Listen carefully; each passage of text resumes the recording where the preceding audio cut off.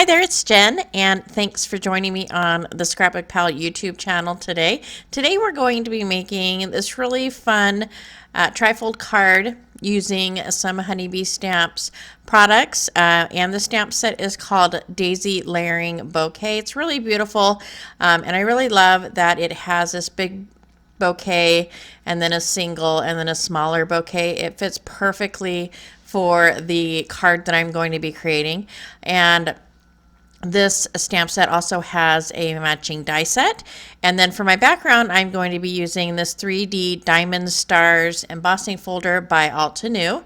And so I'm going to go ahead and start out with a piece of hammer mill cardstock and ink up my stamps using some Memento black ink. And I'm using these because they are awesome for some Copic marker coloring, which I will be doing today. And the first set of colors I will be using are YR07, YR02, and YR00. And I use the Copic Ciao markers because they are a lower price point, but they are not refillable.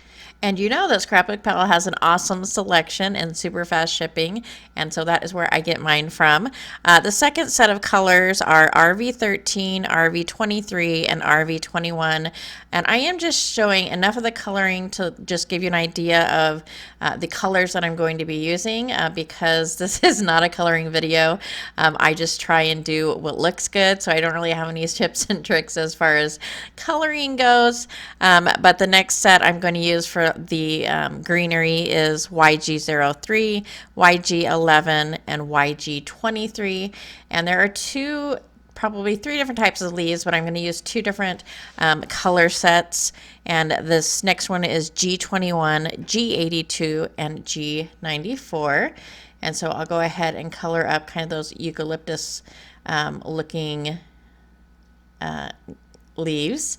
And then I'm going to go ahead and use the matching dies to go ahead and cut out my pretty flowers. And this card, it really depends on having those matching dies. And so what I'm going to do is take an 8.5 by 11 sheet and cut it as if I were making two card bases. And so that's what I'm going to do. The card sizes are 4.25 by 5.5, scored at 4.25. And so I'm going to need both of those for this card. And so I'll go ahead and score those and fold those over. And basically what you're going to do with these is they're going to fit inside of each other to create kind of that trifold look. So it's just going to fit right in there, and that's how it's going to open up. But instead of folding those over and adhering those together and decorating the two flaps, what we're going to do is some partial die cutting with those dies. And I actually messed up on this card, and I'm going to show you where that happened. But it's really important to kind of, you know, how they say cut once, measure twice. That's kind of the same concept for this card, which I thought I did, but apparently not. So what I want to do is I want the inside flap where it opens up to be this embossed portion. So I'm using that 3D Diamond Stars embossing folder from Altenew, and that's going to be on the inside. And then I'm going to take my die cut piece and just set it on the card so I make sure I have my die placed in the right position. And then all I want to do is I want to place just a little bit of it hanging over that score line for the card, and that's the part that I don't want to cut. And so I'm going to grab my very worn out cutting plates, and you don't need to line both of these up even with each other. The cutting plates do not have to be even with each other. I wish I knew this sooner, but as long as you have that top cutting plate that is not over the die, there's not going to be that pressure on it to cut that piece out. So you can do the partial die cut. I used to try and even up the cutting plates with each other and have the die cut hanging off the end, and it was sometimes it was a little bit of a pain. And so you really don't need to do that. You just need to have that top plate only over the portion that you want to have cut. And so I went ahead and I ran that through my die cut machine, and then I'm going to need to you can use either paper trimmer, or I'm using a craft knife to cut away that paper that is holding that die in place. You do not want to cut away the part where the die actually cut out, just anything extra that is surrounding this. And so the only part that is remaining should be that die cut piece.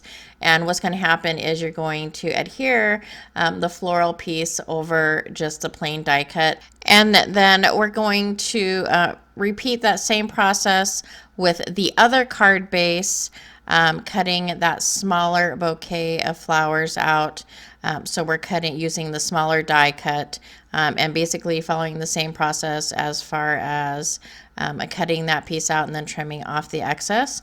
But where I made an error is I adhered the panels together incorrectly. So I'll go ahead and I put this flower on my die cut, and it matches up perfectly. So I know I did this part right. But when I get around to the other side, it doesn't match up. So I put I adhered the inside card panel incorrectly. So that matches up and it looks really nice. And then I'm going to go ahead and grab my other bouquet, and you can see it's not matching up. So I should have flipped that card over and double checked to make sure it was correct. And I didn't. So what I went ahead and did was I just cut off the flower that I had already adhered. I re-embossed my folder, and then I'm going to redo the partial die cut for the right side of the card. So this time I went ahead and I did my partial die cut, and I used my trimmer to trim out the paper that I didn't want. And so I'm just going to take my blade and just push it down to the die cut piece, so that we're not cutting out the die cut piece, we're just cutting to the die cut piece, and then I'll take my scissors and trim away the excess. And so you can see, I don't know if you can see that or not, on the embossed portion I wrote inside to make sure that I did it correctly this time. So this is basically how it's going to be adhered. I'm going to turn that over and rip my paper with the adhesive because I was pushing down too hard. And then I'm going to add double-sided adhesive as well as some liquid adhesive to make sure that it stays adhered. And then I will go ahead and adhere those two pieces together. So basically, these are the two card bases we started out with. Because of the partial die cut, it doesn't look like it is two card bases. And then I'm going to go ahead and re-adhere of that flower piece that I had to trim up from doing it incorrectly the first time. And I'm just putting a piece of paper in between, so if there's any glue that comes out, I don't want it getting on the inside of the card. So I'll go ahead and adhere that to that die cut flap. And actually this worked out better because the first time I did it, the paper wasn't heavy enough to stay closed very well. The flaps weren't heavy enough to stay closed.